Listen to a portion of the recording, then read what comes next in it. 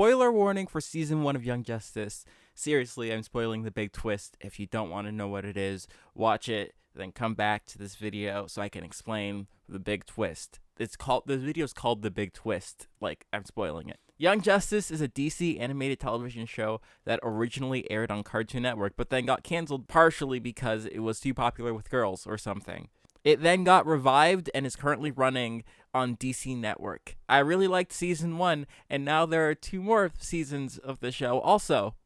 My favorite thing about the show is the way that it would set up its plot twist. An episode would happen and the team would save the day, but then in the last 30 seconds, you get new information that changes the context of the entire episode that came before. Wow. In the penultimate episode of the season, right when you think the bad guys have been defeated, it turns out that Red Arrow, Green Arrow's protege, was actually a mole working for the bad guys the entire time. On my first viewing of the season, this felt kind of cheap. The show went to great lengths to tell you that Red Arrow definitely wasn't the mole because he spent the entire show very, very angry about how there was a mole. It's what I like to call the Bob's Burgers conundrum, when a show has a twist but then doesn't give the viewer any chance to figure out what the twist is, but then says, surprise, I gotcha, it's a twist. Or perhaps the suspicious butler. Well, you're all wrong. The murderer was me! Ha ha! What? You explicitly told us at the beginning of the show you weren't the murderer! That's right! It's a twist! No, it's a lie. A lie is not a twist. Or so I believed. Dearest viewers, it turns out that the show kept one single hint of Red Arrow's deep cover. As far as I can tell, nobody else on the internet has sleuthed this one together. Maybe I'm dumb and somebody else did, but I haven't seen it, so I'm going to pretend that I'm the first person to do it. So, let's let Red Arrow explain how the plan worked.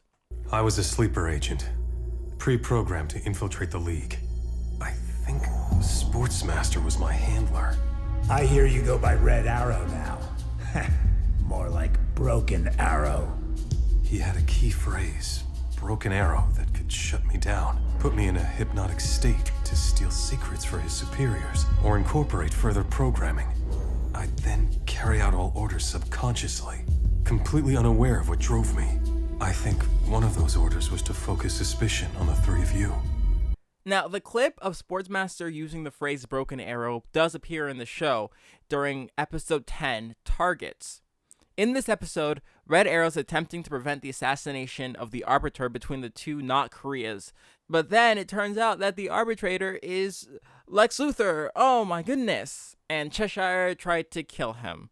This is a very exciting cold open, which makes the B-plot even funnier. It's literally... Ready for school? I made our lunches. The first day of the scholastic season carries great cultural resonance. We want to wish you both well. Miss Martian and Superboy are going to high school for the first time. It's so dumb, and it also is the clue. Let me explain.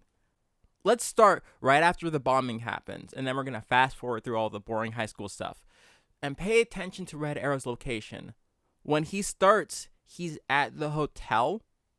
But then, when we cut back to Red Arrow, he's at the jail cell trying to interview Cheshire.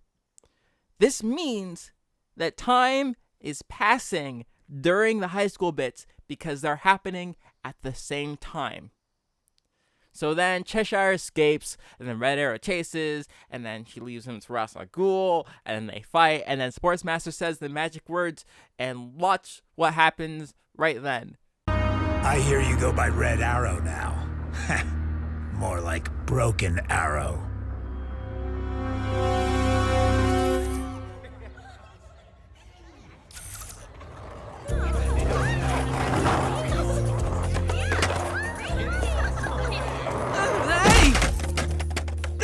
What?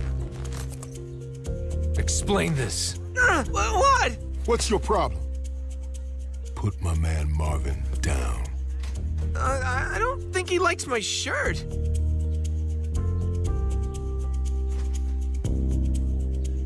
Your shirt's fine. Everyone's shirt is fine. Someone's fine. Hi, we're new. I'm Megan Morse. This is Connor Kent. Double alliteration. I like it.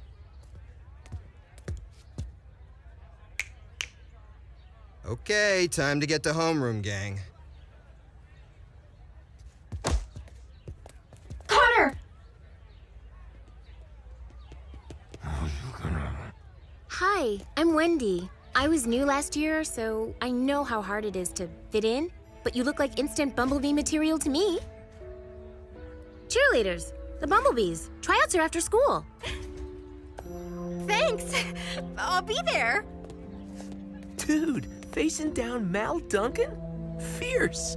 Not too bright, but fierce.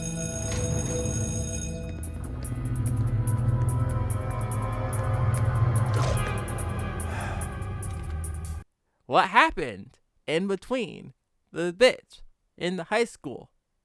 He was being mind controlled and giving up information. That's the hint. It's the only hint.